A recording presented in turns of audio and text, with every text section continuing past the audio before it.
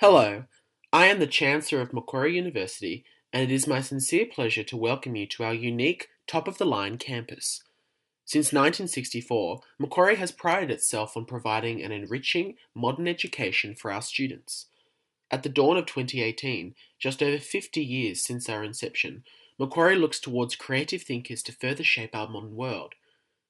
As our society becomes more and more complex, creative and innovative thinkers are increasingly sought after within workplaces to drive our economy and to meet future challenges. As such, we intend to have established a new initiative by 2020 that aims to place a greater value on arts practices and creative innovations, situating them as the driving force behind the way we approach academia and the significant impact it has on our society's growth and development. You may be aware that this initiative is already in action with the current construction of a creative hub underway next to Macquarie's arts facility Y3A. As suggested by British author, speaker and international advisor Sir Ken Robinson, creativity is as important to education as literacy, and if we are to benefit from the incoming generations, we need to shift our metaphor in the education system from a dominant machine-based structure to an organic agricultural idea wherein the university is a farm to grow and foster passion, creativity and innovation. As such, we intend to implement the following strategies for the dawn of 2020. Number 1. Dance creation. Kolb suggests that an inherent force within dance creation is the role of passive audiences under the structure of a proscenium arch theatre and their inherited role in promoting a strict framework in which choreographers can work. He also suggests that dancers act as workers, separated by audience consumers through their domains of work, backstage, and seating. Ultimately, creative innovation can be stimulated by an avoidance of institutional conflict generated by economic and political sanctions of an arts sector, and instead promoted with an appreciation of individual interests and impulse performance and improvisation to generate new and insightful ideas. The educational system represents a set of parameters that need to be exposed to a more fluid approach, or highly saturated use of applied cultural capital. As such, currently institutionalized subjects such as dance will be displayed and demonstrated on campus so that students gain a direct and personalized insight into the industry.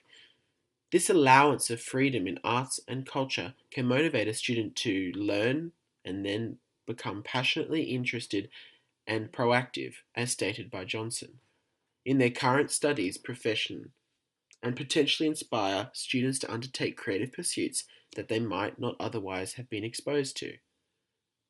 Competition. Often the presence of an extrinsic goal can be argued to be detrimental to creative innovation and flow, especially through assessment tasks and exams. High grades often substitute for an extrinsic goal, reducing creative innovation, and as a result, students answer questions and conduct assessment tasks under a surveillance structure. When extrinsic goals like these are included in a task, creative energies are placed to gain higher grades rather than establish creative integrity and individuality. Thus, creative innovation can be enhanced or diminished through these two chains of tasks. Clydesdale's research into the Beatles suggests that music industry developed innovation and individuality through group conflict. This process allows for continuous improvement. As such, more creativity engaged assessments will allow for a much more enriched and enjoyable assessment process, allowing competition between individuals rather than allowing individual marks to dictate success. Music.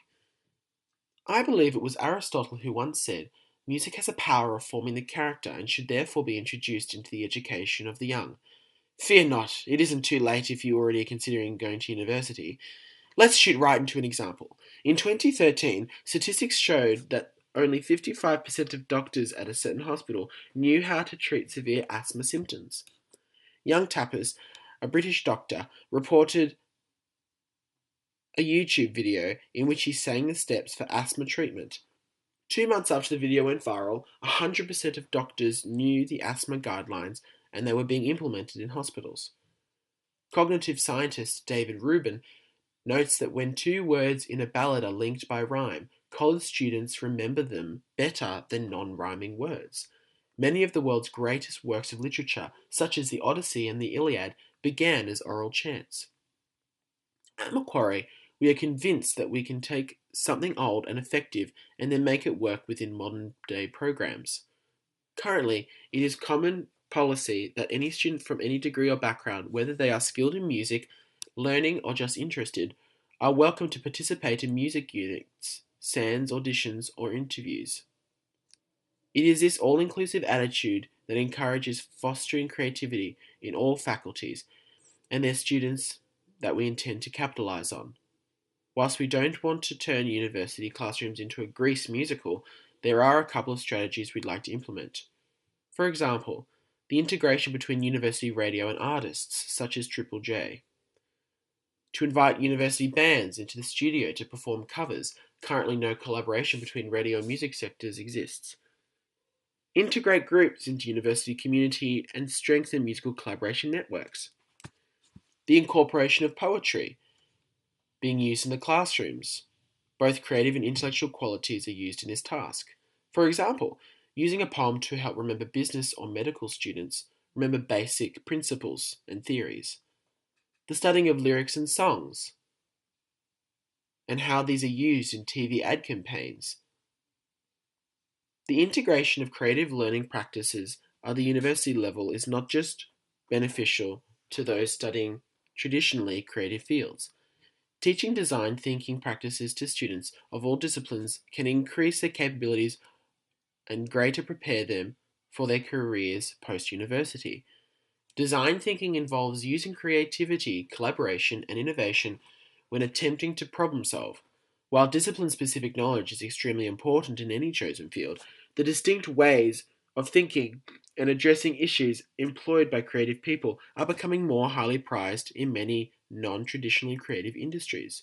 Individual and creative collaboration are now seen as invaluable resources in the pursuit of economic and social salvation, as stated by Johnson. As such, the ability to think like a designer is becoming essential in every industry at every level. Creative individuals have often been credited with using divergent as opposed to convergent thinking, terms which Goldschmidt defines as thinking that diverges into a variety of areas, leading to novel ideas, and thinking that focuses on a single area to produce a single solution, respectively. The use of imaginative and adaptive thinking, typically employed by non-designers, carries the potential for personal and professional skill discovery and expansion. Our intention is to design a unit for Macquarie University that teaches students these skills and how they can relate them to their specific area of study. It is our belief that teaching design thinking throughout this unit would result in students gaining the ability to solve complex problems and construct concepts which are relevant and realistic, regardless of their designated field of study. This would be a compulsory unit for all students. Similar schemes have been successfully introduced at Macquarie, such as the requirement of undertaking people and planet units. Incorporating this unit into the study plans of every Macquarie student will surely be beneficial, not just to their careers once they leave university, but in the application of these practices in all units throughout the course of their studies as well. As Ken Robinson states, in the 21st century, humanity faces its most daunting challenges. Our best resource is to cultivate our singular abilities of imagination, creativity, and innovation. We hope to do this for you very soon, and we look forward to seeing you on our campus. Thank you very much for listening.